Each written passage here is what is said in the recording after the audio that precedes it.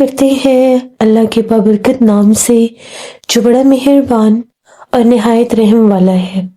तमाम तारीफें मेरे अल्लाह रब्बुल इज़्ज़त के लिए है। खौफनाक कहानियों के मुअज़्ज़िज़ नाज़रीन को मेरी तरफ से अस्सलाम वालेकुम। उम्मीद करती हूँ आप सब लोग खैरियत से होंगे, जहाँ होंगे खुश होंगे और मेरे चैनल की खौफनाक कहानियों को बेहद पसंद भी करते होंगे। आज आप लोगों के लिए मैं बहुत डरावनी कहानियां लाई हूँ जिन्हें आप लोग बहुत पसंद करेंगे। कहानी शुरू करने से पहले आयतल कुर्सी पढ़ लीजिए, हेडफोन्स लगा लें, क्योंकि सर्दियों की कहानियाँ बहुत डरावनी होती हैं। तो खौफनाक कहानियों के इस सफ़र पर आप भी मेरा हिस्सा बने। आज की पहली खौफनाक कहानी कराची से सुहेल शेयर कर रहे हैं। सुहेल कहते हैं, आज आपके साथ हम लोगों की ज़िंदगी की खौफनाक कहानी शेयर करूंगा। ये करीब आज से 20 बरस पुरानी बात है। मेरे वालिद साहब हाल ही में अब्रॉड से आए थे और वो यहाँ पर कराची में इन्वेस्टमेंट करना चाहते थे, कोई घर लेना चाहते थे। हमने उन्हें ये कहा था कि कोई प्लॉट, कोई ज़मीन, कोई ऐसी चीज़ ले लें, तो उनका ये कहना था कि नहीं, मुझे घर पर इन्वेस्ट करना है। घर ले लूँगा, उसको हम रेंट आउट भी कर सकते हैं और उससे महीने के हमें पैसे भी आते रहेंगे किराए की सूरत में, तो सेविंग भी हो जाएगी और पैसे भी आते रहेंगे। हमने उन्हें कहा कि ठीक है। मौसम तब्दील हो चुका था, दिसंबर का मिड चल रहा था, ठंडी हवाएं तो होती थी, रात के वक्त सर्दी महसूस होती थी।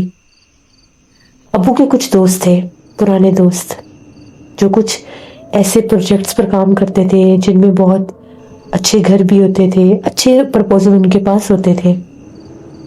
तो एक दो हमने भी उनको बताए, लेकिन उन्हें वो पसंद नहीं आए। अब्बू के एक दोस्त थे अंकल तारिक, उन्होंने अब्बू को कराची क्लिफ्टन की तरफ एक कोठी दिखाई। अच्छी कोठी थी, बड़ी थी, अब्बू की इन्वेस्टमेंट के बिल्कुल बराबर थी। वो ऐसा ही बड़ा घर चाहते थे। अब्बू ने हम लोगों को बताया कि अंकल तारिक ने घर के बारे में बताया है, कराची क्लिफ्टन पर एक बहुत खूबसूरत कोठी है, बहुत बड़ी। मैं वो लेने के बारे में सोच रहा हूँ। कल मैं इसको विजिट करने जाऊँगा और फिर आप लोगों को भी दिखाऊँगा। हमने अब्बू से कहा कि ठीक है, आप पहले देख लें, तसल्ली कर लें, फिर हम लोग भी देख लेंगे।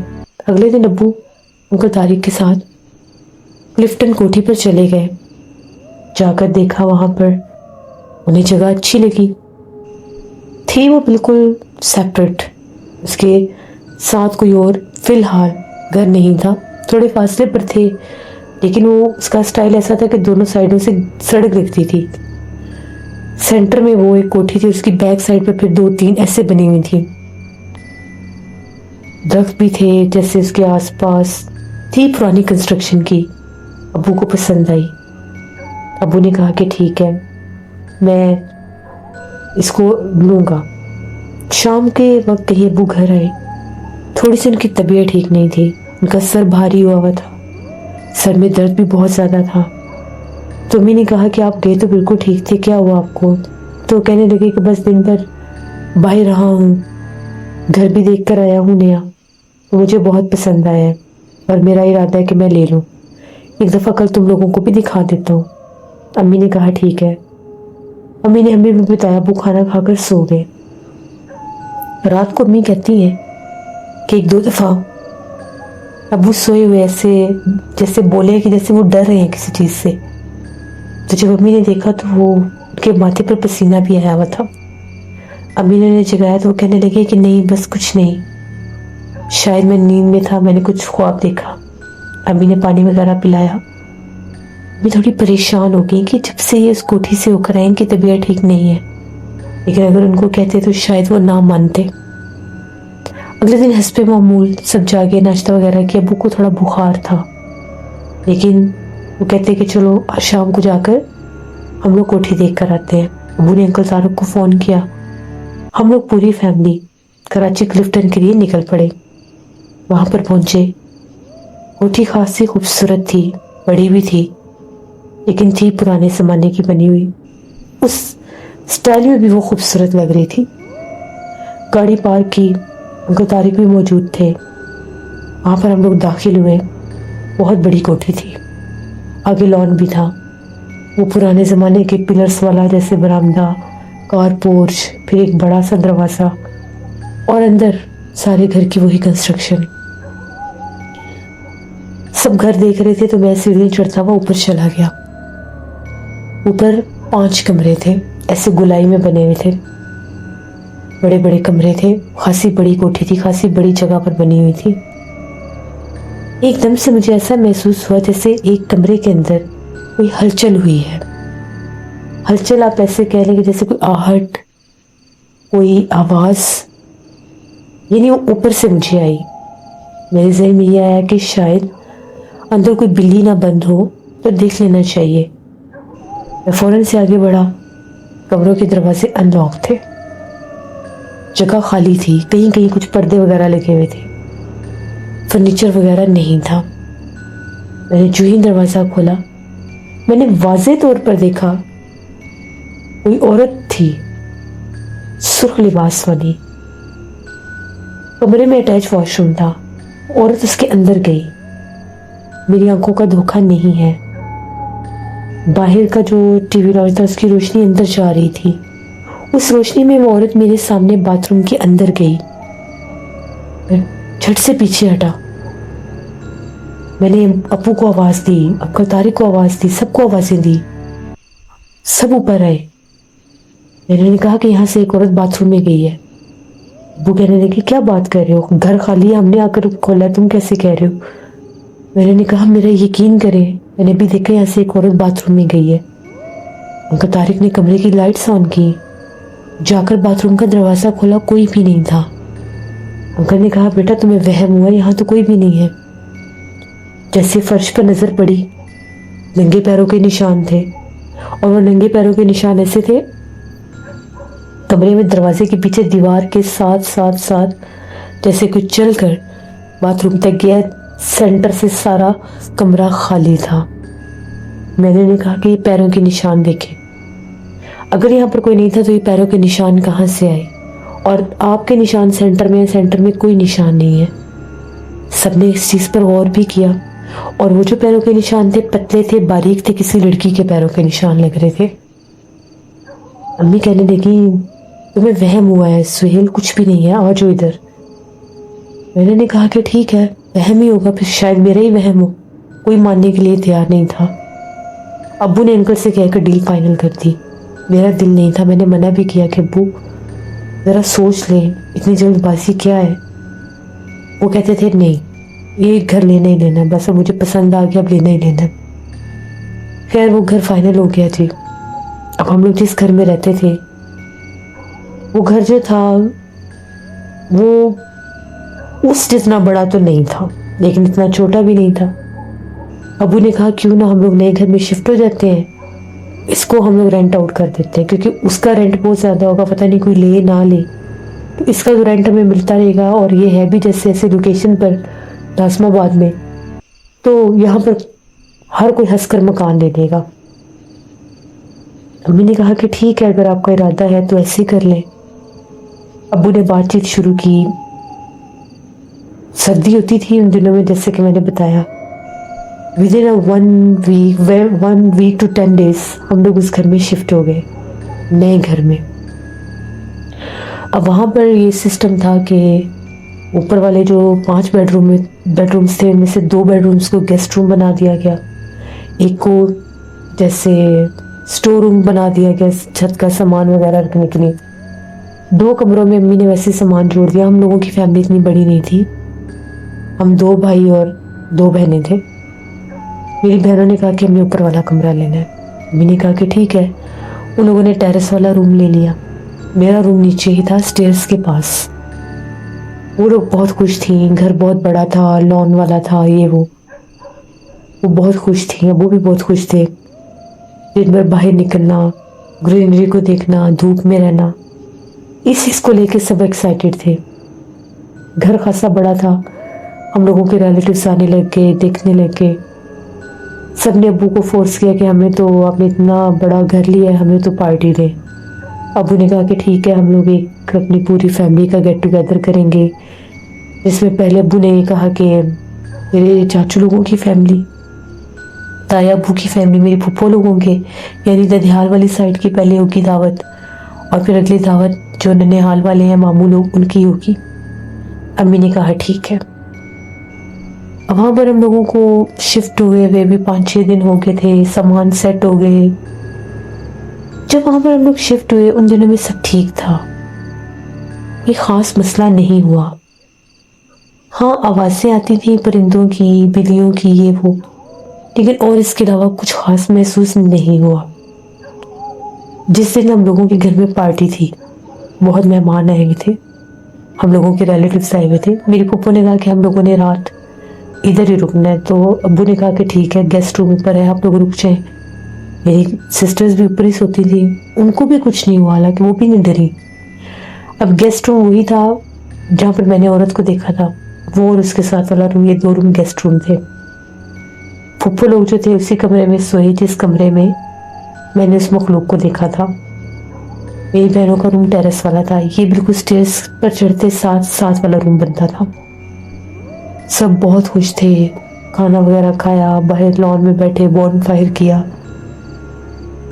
जिस वक्त हम लोग बॉन फायर किया था, बाहर लॉन में सारे सेटअप किया हुआ था, तो एकदम से मेरा कज़न नबील कहने लगा कि छत के ऊपर कोई चल फिर रहा है टेरेस में।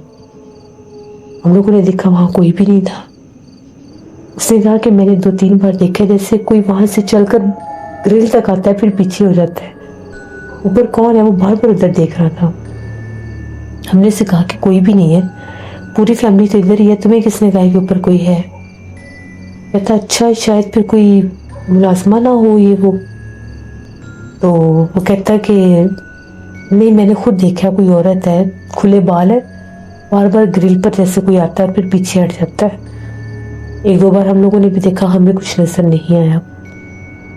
अब रात काफ़ी ज़्यादा होगी, तो अब्बू ने चाचू लोगों की फैमिली को भी कहा आप लोग भी रुक जाएं। लोगों ने कहा कि नहीं, हम लोगों ने जाना है। ऊपर रुकी, इनके बच्चे छोटे थे। चाचू लोगों की फैमिली चली गई। हम लोग सारे बहुत ज़्यादा थक गए। 1:30-2 बजे का टाइम हो गया। सब कुछ समेटते समेटते सब जाकर अपने अपने बेडरूम में लेट गए। मुझे भी बड़ी सख्त नींद आई हुई थी। अभी वहाँ पर बिस्तरों पर लेटे हुए थोड़ी ही देर गुजरी होगी, 2:30-3 बजे का टाइम होगा शायद, या 3 बजे होंगे। रात का पिछला पहर था, आज ठंड ज़्यादा थी। तो एकदम से ऊपर वाले फ्लोर से चीखों पुकार सुनाई दिए। फुप्पो चिल्ला रही थी, बहुत ऊंचा ऊंचा चीखें मार रही थी। मेरी बहनें बाहर शोर मचा रही थी, दरवाज़ा खोलें, दरवाज़ा खोलें। उनका अंदर से शोर आ रहा था, हमें बचाओ, हमें बचाओ, हमें बचाओ। हम लोग सब ऊपर भागे, शोर शराबा मचा हुआ हमारे घर में। अब्बू जल्दी से भागे, वो स्पेयर कीज थी वो लेकर आए, उनसे दरवाज़ा खोला। अंदर का तो मंजर ही कुछ और था। बेड बिखरा हुआ था, पप्पू एक कोने में थी, बच्चे रो रहे थे, वो कांप रही थी। बाथरूम की लाइट जल रही थी, बाथरूम का दरवाज़ा खुला हुआ था। अजीब मंजर अंदर का था। मैंने कहा ये सब क्या हो गया है, ये हुआ क्या है, ये सब क्या है? वो बहुत खौफजदा थी। लोगों को कमरे से बाहर लेकर आए, बच्चों को उठाया बाहर लेकर आए।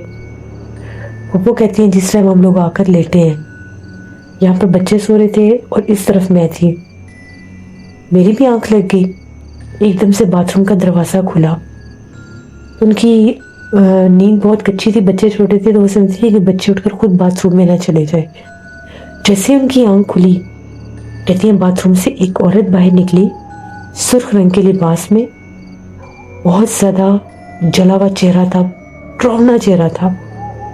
एकदम से वो जैसे आगे बढ़ने लगी और चलती चलती मेरी तरफ आई है और आकर उसने मेरा गला पकड़ लिया। मैं चिल्लाई हूँ, मैंने हाथ पर मेरे मारे हैं, मैंने उसे पीछे धकेला भी है अपने, मुझे ये था मेरे बच्चों पर हमला ना कर दे। तो एकदम से जैसे वो ऐसे हवा में उसके पाँव हुए हैं और वो ऐसे गोल चक्कर काट के इस तरफ आई है और मैंने शोर मचा दिया और वैसे बाथरूम में चली गई है। अम्मी ने उसी टाइम मेरे मुंह की तरफ देखा। अम्मी ने उनको हौसला दिया, अब्बू ने मुझे चुप रहने का इशारा किया, मैं चुप कर गया। जबकि मैंने पहले दिन ही उसे यहाँ पर देख लिया था। पप्पू की हालत बड़ी ख़राब थी, बेचारी कांप रही थी। उनको नीचे लेकर आए, बच्चों को भी ले आए। अब मेरी बहनें तो ऊपर ही सोती थी, उनका रूम ही ऊपर था। वो लोग कहने लगी कि हमें भी डर लग रहा है, हमने ऊपर नहीं सुना। अम्मी ने कहा कुछ भी नहीं है, तुम लोग रोज़ सोती हो, तुम लोगों को कभी कुछ हुआ? वो कहती चलो ठीक है, हम लोग ऊपर ही सो जाती हैं। हम अपने कमरे में चले गए, उन लोगों ने भी कमरा लॉक कर लिया। पप्पू अभी भी परेशान थी, बच्चे डरे हुए थे। अब अम्मी लोगों के साथ वाला एक बेडरूम था, उधर वो सोने के लिए चले गए। अभी भी जाग रहे थे, सब उनके पास ही बैठे थे। एकदम से मेरी बहनें भागती हुई नीचे आई और आकर कहने लगी कि दरवाजे पर बार बार कोई दस्तक दे रहा है। इधर से दरवाजे पर दस्तक देता है लाउंज वाली साइड से, उधर टेरेस वाली साइड से कोई दरवाजे पर दस्तक दे रहा है। हम लोगों ने खुद देखा है कि जिस तरह से टेरेस वाली साइड पर एक परछाई नजर आई है। अब्बू तो बहुत परेशान हो गई कि ये हो क्या रहा है एकदम से। अब्बू ने कहा कि आप लोग माने या ना माने, ये घर आज से इज्जत है। ये भाई ने बहुत ज़्यादा जल्दबाजी में ये घर ले लिया। घर इतना पुराना है और यहाँ पर तो रहने वाला हाल ही नहीं है। जो हालात यहाँ पर बने पड़े हैं, रात भर कोई भी नहीं सोया। सुबह होगी, फजर की अजान हो गई, नींद से सब निढाल थे। उठे, सबने नमाज पढ़ी और नीचे वाले कमरों में ही सो गए। सुबह को 10, साढ़े 10, 11 बजे सब जाके उठे। ऊपर जाकर देखा पूरे टीवी लॉन्च में वही पैरों के निशान लगे हुए थे। उस कमरे की हालत जो थी, ऐसे थी जैसे किसी ने सामान धकेल कर सारा दरवाजे में कर दिया हो, जैसे कोई वहां से बाहर सामान को निकालना चाहता हो उस कमरे को खाली करने के लिए। जब हम लोग ऊपर आए, आकर देखा चेयर्स बाहर दरवाजे से बाहर आई हुई थी, बेड बिल्कुल दरवाजे के पास था। अम्मी परेशान हो गई कि ये क्या मच रहा है। मैंने अम्मी से कहा कि अम्मी इस कमरे को खाली करके जहाँ पर आपने वो स्टोर रूम बनाया है उधर ये सामान रख देते हैं। मेरी माँ ने इस कमरे को खाली कर दें। अम्मी ने कहा कि बेवक्ती तौर पर तो सारा सामान अंदर करते हैं, बाद में देखते हैं कि क्या करना है। सब एकदम से परेशान हो गए, समझ में नहीं आ रहा था कि क्या है क्या नहीं। ऊपर तो उसी दिन अपने घर चली गई। जो मेरी बहनें थी वो ऊपर सो नहीं थी सकती।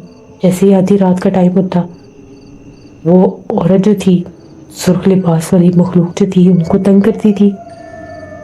टेरेस वाले दरवाजे के पास खड़ी होकर रोने लग जाती थी। बहुत रोनी आवाज़ें आती थी। ये दोनों बहनें आधी रात को जागती थी, बाहर से आवाज़ें आ रही होती थी। ये लोग चीखें मारती नीचे भागती थी। यहाँ तक कि खौफ के मारे ऊपर वाला हिस्सा हम लोगों ने एक दफ़ा छोड़ दिया। जो सामान था ऊपर वाले कमरे में, उस कमरे में ऐसा लगता था जैसे सामान को कोई तोड़ता है। वाज़ेह तौर पर तोड़ने की आवाज़ें आती थी। कोई जोर जोर से सामान को पटक रहा होता था ज़मीन के ऊपर। जब डरते डरते दिन के वक्त ऊपर जाकर दरवाज़ा खोलते थे तो कभी कोई चेयर टूटी होती थी, कभी कोई चेयर टूटी होती थी। यहाँ तक कि बेड की चारों टांगें तोड़ दी थी उस मखलूक ने गुस्से में। फिर मम्मी ने कहा कि इस कमरे को खाली कर देते हैं। मैंने मम्मी से कहा कि मैंने पहले कहा था इस कमरे को खाली कर दे। कमरे को खाली कर दिया। यहाँ तक कि वहाँ पर जो कर्टन्स लगाए थे वो तक उस मखलूक ने फाड़ दिए। इतना उसमें वो शिद्दत और गुस्सा था। अब एक किस्म का हम लोगों ने ऊपर आना जाना बिल्कुल बंद कर दिया। मेरी बहनों ने भी सारा सामान ऊपर से अपना निकाल लिया। वो अम्मी के साथ वाले कमरे में शिफ्ट हो गई। अब मसला ये बनने लग गया कि जो ही आधी रात का टाइम होता था, ऐसे लगता था कि सीढ़ियों से कोई उतर के नीचे आता है। अम्मी कहती हैं कि एक रात जब अम्मी की आंख खुली, अम्मी किचन में गई पानी लेने के लिए। अक्सर कमरे में पानी रखते थे तो सर्दियों के मौसम में याद नहीं था रहता, अम्मी को रखना भूल जाती थी। अब्बू के लिए पानी रखते थे, मेडिसिन वगैरह उन्होंने लेनी होती थी। तो अम्मी कहती है मेरी आंख खुली तो मैं पहले वॉशरूम में गई और फिर उसके बाद मैंने सोचा पानी ला कर रख देती हूँ, ये रात को पानी की ज़रूरत ना पड़ जाए। 2 बजे का टाइम था। जब अम्मी आई तो अम्मी क्या दिखती है, एक औरत है जिसने सुर्ख लिबास पहना है, उसके दुपट्टे का पल्लू बहुत लंबा है। वो आधी सीढ़ियों में खड़ी है, जो पल्लू है वो सीढ़ियों से भी नीचे तक आया हुआ है। मम्मी कहती है जब मैंने उसे देखा मुझे ऐसे हो जैसे मुझे सख्ता सा हो गया है। एकदम से जैसे वो मेरा वो सख्ता टूटा और मेरी चीख निकली। उसने पलट कर देखा, काला स्याह चेहरा था, कोई आंखें शांखें नजर नहीं आ रही थी, सिर्फ काला अंधेरा था। तो एकदम से वो गायब हो गई। इसके बाद अम्मी काफी दिन बहुत बीमार रही, बहुत ज्यादा बुखार होता था। और वो जो भी थी उसने हमें डराना शुरू कर दिया। आधी रात होनी, जैसे मैंने बताया कि घर बहुत बड़ा था, हमें ऐसा लगना जैसे लॉन वाली साइड से जो हमारी विंडोज हैं घर की, उन पर कोई दस्तक देता है। सेम टाइम पर हर कमरे की हर विंडो पर दस्तक होती थी।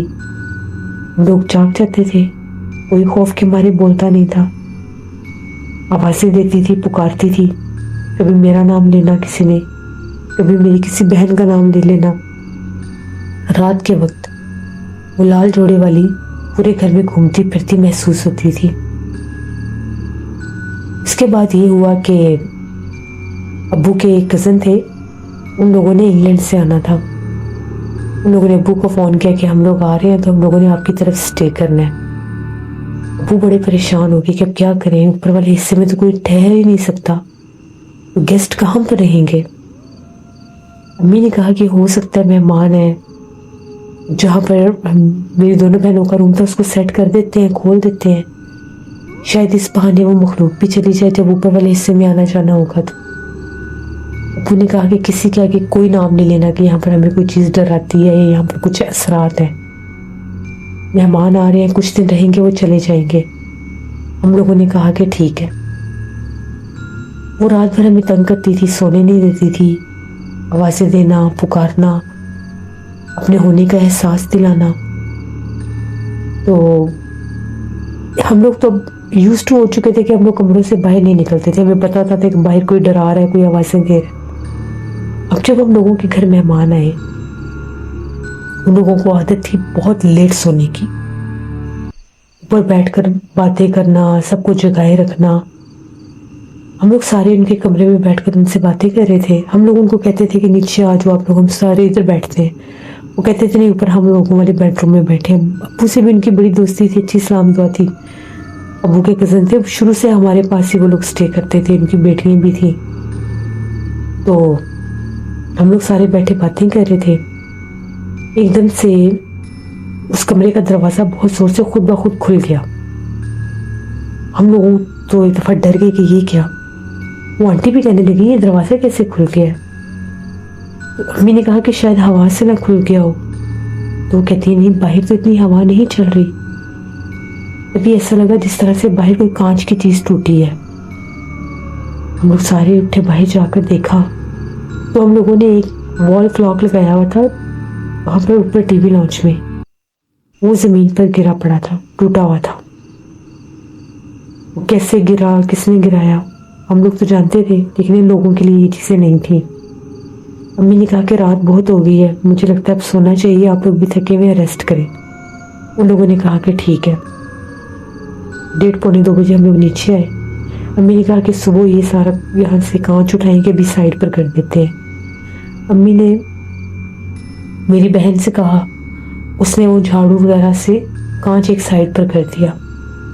मेड जो थी हम लोगों की सुबह आती थी, शाम को चली जाती थी। सर्वेंट क्वार्टर में हमने भी फिलहाल किसी को रखा नहीं था। हालात ही ऐसे थे कि अभी मौका ही नहीं बना किसी को रखने का। अब हम लोगों की जो कार पोर्च में 2 गाड़ियाँ खड़ी थी, एक हमारी एक उन लोगों की। आधी रात का टाइम हुआ तो शोर शराबा, वो लोग चीखे मारते हुए भागे नीचे। हम लोगों को जगाने लगे कि जल्दी जाके हमें ऊपर कोई औरत डरा रही है बहुत ज्यादा। सब जाके वो आंटी जो थी, उनका नाम शासिया था, वो आंटी शासिया कहने लगी कि हम लोग सोए हुए थे, बाहर दरवाजे पर दस्तक होने लगी। हमें लगा कि आप लोगों में से कोई होगा। बच्चियाँ भी सो रही थी। एकदम से जब मैं उठी तो मैंने दरवाज़ा खोला तो बिल्कुल सामने, कमरे के सामने एक जगह थी जहाँ पर सोफे वगैरह रखे हुए थे, लाउंज था। वहाँ पर ज़मीन पर एक औरत बैठी हुई थी, सुर्ख लिबास में, चेहरे के आगे सारे बाल थे। मुझे समझ में नहीं आया ये कौन है। मैं इसको गौर से देख रही थी, मैंने कहा कौन है। तो एकदम जब उसने ऊपर चेहरा किया, वो तो बहुत डरावनी औरत थी। मैं डर गई, मैंने फौरन दरवाज़ा बंद किया तो बाहर से रोने की आवाज़ें आने लगी और टेरेस वाली साइड से किसी ने जोर जोर से दरवाजे को खटखटाना शुरू कर दिया। हमें तो नहीं रहना यहाँ पर, हम लोग तो अभी इसी टाइम जा रहे हैं। अब्बू ने कहा कि आप लोग इतनी रात को कहाँ पर जाएंगे, और भी कमरे हैं, आप लोग यहाँ पर रुक जाएं। वो लोग तो इतने खौफजदा, उनकी बेटियों ने रोना शुरू कर दिया। वो अंकल ने जल्दी से अपनी गाड़ी निकाली, वो लोग किसी होटल में चले गए। उन्होंने कहा कि हमने यहाँ पर नहीं रुकना, हम लोगों के और भी रिलेटिव्स हैं, हम उधर चले जाएंगे। और रातों रात भागे हम लोगों के घर से। अम्मी ने अब्बू से कहा कि आपको मना किया था कि इतनी जल्दबाजी में घर ना ले। अब देखिए, इतना महंगा इतना बड़ा घर भी लिया और यहाँ पर हमें जिन्नात रुकने नहीं दे रहे। आप सब वो किसी को लेकर आए। इतने में हम लोग अभी रात को जाग रहे हैं, वो लोग मेहमान चले गए। ऐसे आवाजें आने लगी छत पर जैसे कोई झाड़ू लगा रहा है। इतनी जोर जोर से झाड़ू की आवाजें, स्टेयर्स तक आवाजें। हम लोग तो खौफसदा कांप रहे थे हम लोग। और बाहर जो लॉन में दरख्त लगे हुए थे वो ऐसे हिल रहे थे जैसे आंधी आ गई है, बल्कि ऐसे लग रहा था जैसे ऊपर वाले हिस्से में आंधी आ रही है। खिड़कियां जोर जोर से खुल रही थी, बंद हो रही थी। अब्बू भी बहुत डर गए। अब्बू ने कहा कि मैं सुबह ही किसी को लेकर आता हूँ और जो हम लोगों का पहला घर है हम लोग वहां पर शिफ्ट हो जाते हैं। अब्बू बहुत ज्यादा पछता रहे थे। अब्बू ने हमें बताया कि जिस दिन मैं पहली बार ये घर देखने आया था, उस दिन मुझे महसूस हुआ था कि कुछ है, लेकिन मैंने अपना वहम समझा। अब्बू कहते हैं कि जिस टाइम मैं और तारिक हम लोग ये घर देख रहे थे तो हम लोग इस ऊपर वाले कमरे में से निकलकर जब बाहर आए, तारिक का फोन आ गया। वो टेरेस पर फोन सुन रहा था और मैं टीवी लॉन्च में खड़ा था उस कमरे के बाहर। तो एकदम से मुझे ऐसा लगा मेरे पीछे आकर कोई खड़ा हो गया।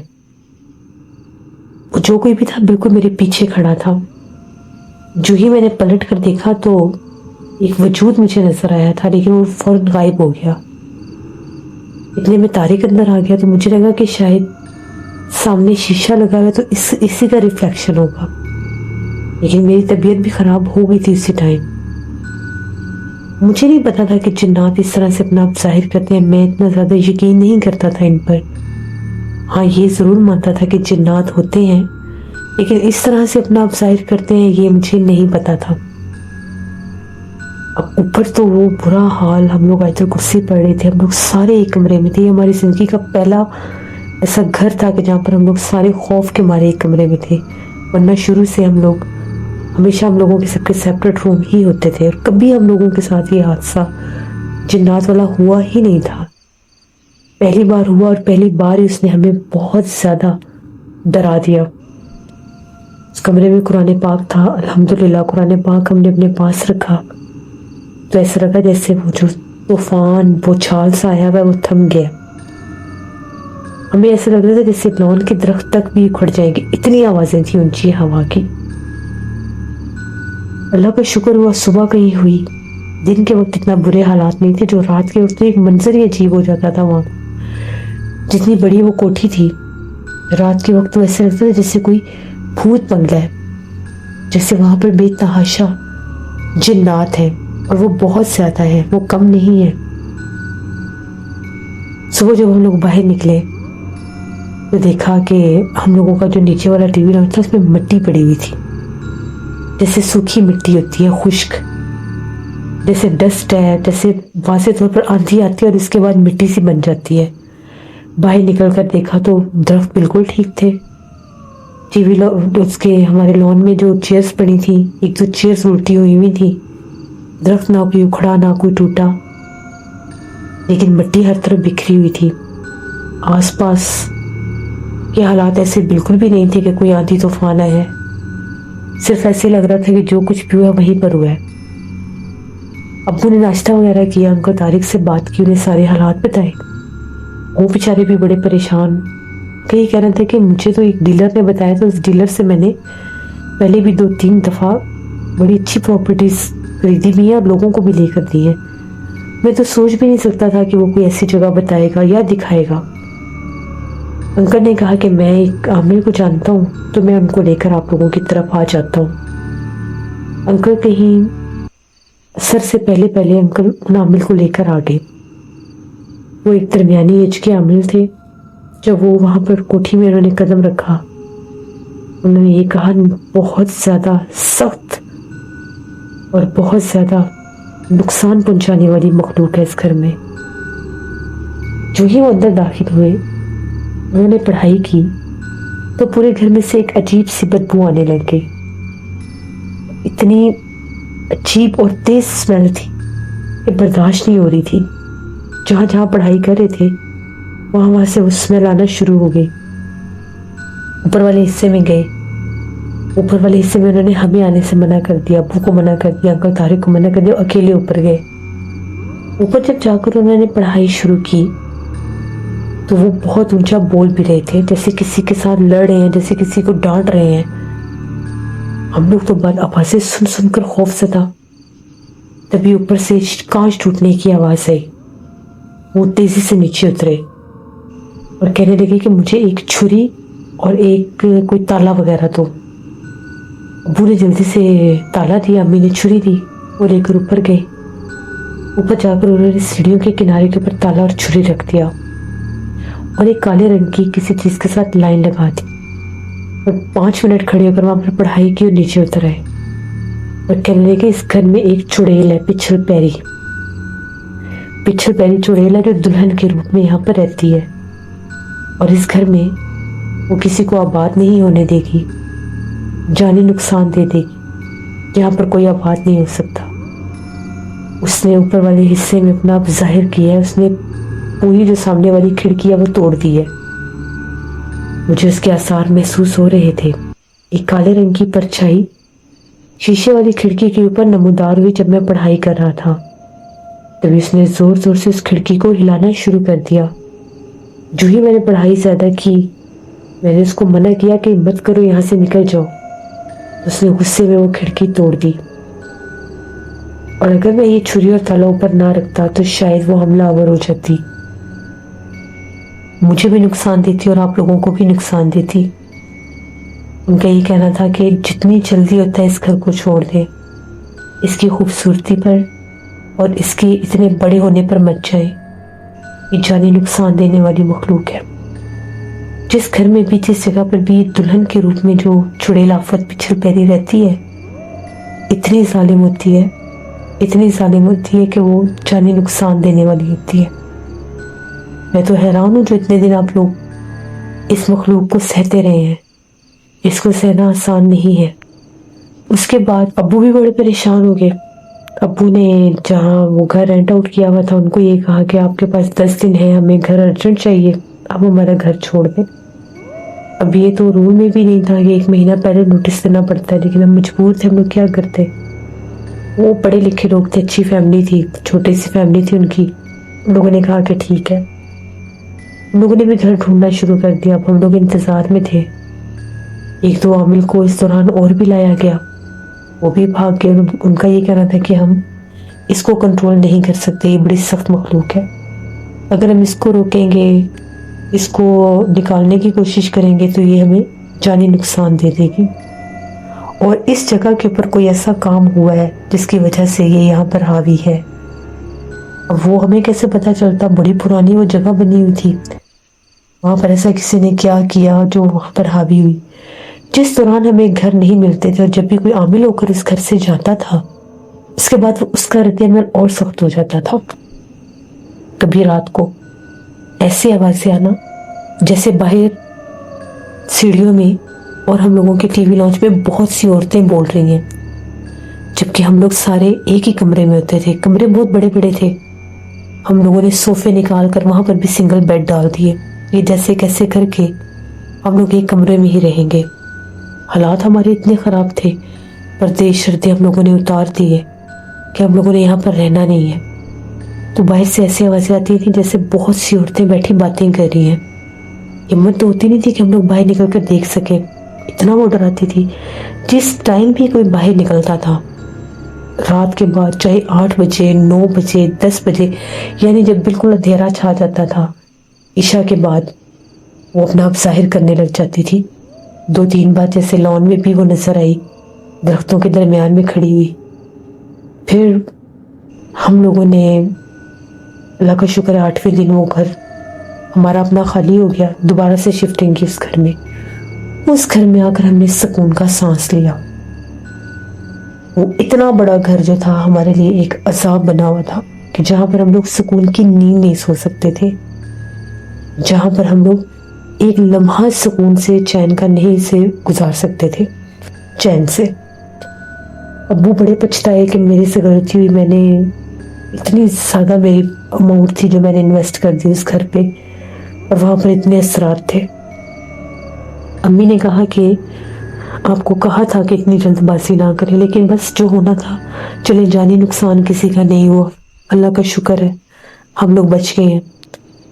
उसके बाद उस घर की हिस्ट्री के बारे में अब्बू ने पता करना शुरू कर दिया। किसी से पता चला कि जी वो घर तकरीबन 50-60 बरस पहले किसी ने वो बनाया था, वो प्लॉट खाली था। पता नहीं, कहते हैं कि वहाँ पर कोई 2 कब्रें थी या एक कब्र थी जिसको गिराकर वहाँ पर उन्होंने वो घर बनाया। कुछ लोग कहते थे वो कब्र थी, कुछ लोग कहते हैं कि वो वैसे मिट्टी का छोटा सा ऐसा निशान था जैसे कब्र होती है। लेकिन जैसे ही उस बंदे ने वो घर बनाया, उसे उस घर में आना नसीब हुआ ही नहीं। जब वो घर तामीर हुआ, उस घर में उसने आना था तो उसका एक्सीडेंट हुआ, उसकी डेथ हो गई। उसके बाद उसकी बीवी बच्चे उस घर में आए तो उसकी जो बेटी थी, जब उसकी शादी की डेट फिक्स हुई, उसके ऊपर वो मखलूक हावी हुई, उसका ज़हनी तवाज़ुन पलट गया। वो लोग वहाँ से उस घर को खाली करके कहते हैं कि किसी और शहर में चले गए थे या किसी और मुल्क में। फिर उसके बाद ये घर बंद रहा। फिर ये घर बड़े सस्ते दामों में बिकता रहा, बिकता रहा, बिकता रहा। कोई रह तो सकता नहीं था। 2-3 लोगों ने यहाँ पर, जैसे बड़ा बहुत था, कोई प्राइवेट कोई इंस्टीट्यूट बनाने की भी कोशिश की, वो भी रातों रात भाग गए। बड़े अरसे से तो ये था ही खाली, वीरान पड़ा हुआ था। लोग कहते थे कि यहाँ से आवाज़ से आती है। आसपास के जो उसके पिछले साइड पर जो घर थे, वो कहते हैं यहाँ से तो रात को ऐसी आवाज़ें आती हैं जैसे औरतें चिल्लाती हैं, रोती हैं। यहाँ पर तो कभी कोई आया नहीं, हमने तो इसका नाम ही भूत बंगला रखा है। फिर वो अब्बू के पास आ गया वो घर, अब्बू ने ले लिया और हम लोगों के साथ ये हादसात हुए। आज भी इतना पुराना वक्त गुजर गया है, वो हमें दिन याद आते हैं, हमारे रोंगटे खड़े हो जाते हैं। तकरीबन 8-9 साल के बाद वो घर बिक गया था। लॉस बहुत हुआ था, लेकिन वो फिर कहते हैं कि समथिंग बेटर देन नथिंग, वो वाला हिसाब था कि कुछ ना होने से कुछ होना बेहतर है। तो अब्बू हमेशा से परेशान होते थे इस चीज़ के बारे में सोच कर के उनसे इतना बड़ा वो कैसे गलत फैसला हो गया। फिर अब्बू ने कहा कि कभी भी जिन्नात के वजूद को, जिन्नात को डिनाई नहीं करना चाहिए, इससे इनकार नहीं करना चाहिए। ये होते हैं, ये जहाँ पर होते हैं ये अपना आप जाहिर करते हैं। हाँ, बाज़ जगहों पर इनका जाहिर होना बहुत कम होता है और बाज़ जगहों पर इनका जाहिर होना बहुत ज़्यादा होता है। जहाँ पर इनका जाहिर होना बहुत ज़्यादा होता है वहाँ पर फिर कोई आबाद नहीं हो सकता। वो जो भी पिछल पैरी चुड़ैल थी वो दुल्हन के रूप में रहती थी। पल्लू बहुत लंबा होता था, चेहरा ऐसे था जैसे जला हुआ कोयला है। तो ये हमारी कहानी थी जो मैंने आपके साथ शेयर की। जब हम लोग अपने घर में वापस आए, हमने खुदा का शुक्र अदा किया और हम लोग फिर अपने घर में ही रहे। तो मैं यही मैसेज दूंगा कि जल्दबाजी में कभी कोई फैसला ना करें। चाहे बड़े भी हैं तो उनको भी सलाह दें, समझाएं उनको भी, ताकि आने वाले नुकसान से बचा जा सके। बहुत शुक्रिया सुहेल आपका। वैसे ये बात बिल्कुल ठीक है, मैंने हमेशा से अपनी स्टोरीज में यही मैसेज दिया है कि कभी भी कम पैसे देखकर या खूबसूरत जगह देखकर उस जगह से अट्रैक्ट नहीं होना चाहिए। ये देखना चाहिए कि अगर इतनी कम कीमत पर इतनी खूबसूरत जगह मिल रही है तो इसमें भी कोई वजह होगी, कोई रीज़न होगी। क्योंकि कोई भी अपनी इतनी बड़ी बड़ी प्रॉपर्टीज़ को, अपने इतने बड़े घरों को जो इतने शौक से बनाए गए हों, इतने कम कीमत में नहीं देता। तो जब भी कोई ऐसा काम करें, कोई ऐसी जगह लें रहने के लिए, ख़रीदने के लिए, तो हमेशा उसका पहले हिस्ट्री चेक करें। इसे साहिब इल्म को दिखाएं तो सबसे बेस्ट है कि आने वाले नुकसान से बचा जा सके, क्योंकि ज़िंदगी बहुत ज़्यादा कीमती है। पैसा भी मिल जाता है, जायदाद भी मिल जाती है, घर भी मिल जाते हैं, लेकिन ज़िंदगी दोबारा नहीं मिलती। और अल्लाह ना करे अगर जिन्नात एक दफ़ा हावी हो जाए तो बाज़-औक़ात वो फिर पीछा नहीं छोड़ते। तो इन चीज़ों को मद्देनज़र रखा करें। ये थी आज की खौफनाक कहानी। उम्मीद करती हूँ आप लोगों को पसंद आई होगी। अपना फीडबैक मुझे ज़रूर दें। आप लोग भी अपनी खौफनाक कहानियाँ शेयर कर सकते हैं डिस्क्रिप्शन बॉक्स में दिए गए ईमेल आईडी nushinwar57@gmail.com पर। इसके अलावा आप लोग मुझे कमेंट बॉक्स में भी स्टोरी शेयर कर सकते हैं। दिसंबर है, सर्दियाँ ज़ोरों शोर पर हैं, बल्कि और भी ज़्यादा सर्दियाँ हो रही हैं। दुआ करें बारिश आ जाए ताकि मौसम कुछ और अच्छा और बेहतर हो जाए, और इनमें आप लोग मेरी कहानियों को एंजॉय करें। जो लोग चैनल को विजिट करें, अभी तक सब्सक्राइब नहीं किया तो चैनल को सब्सक्राइब कर लें। यहाँ पर ऐसे ही लॉन्ग हॉरर स्टोरीज मैं पोस्ट करती हूँ। मेरे और भी चैनल हैं, रात की कहानियाँ, उस पर भी स्टोरी आती है। नुशीन स्केरी स्टोरीज, उस पर भी स्टोरी आती है। और नाना जी की कहानियाँ, उस पर भी स्टोरी आती है। जिन लोगों ने अभी तक उनको सब्सक्राइब नहीं किया तो कम्युनिटी टैब में आपको सबके लिंक मिल जाएंगे, उनको भी सब्सक्राइब करें और वहाँ पर भी मेरी खौफनाक कहानियाँ ज़रूर सुनें। अपना बहुत सा ख्याल रखिएगा, जहाँ रहें खुश रहें। Thank you for listening my stories. Stay tune. Allah हाफिज़।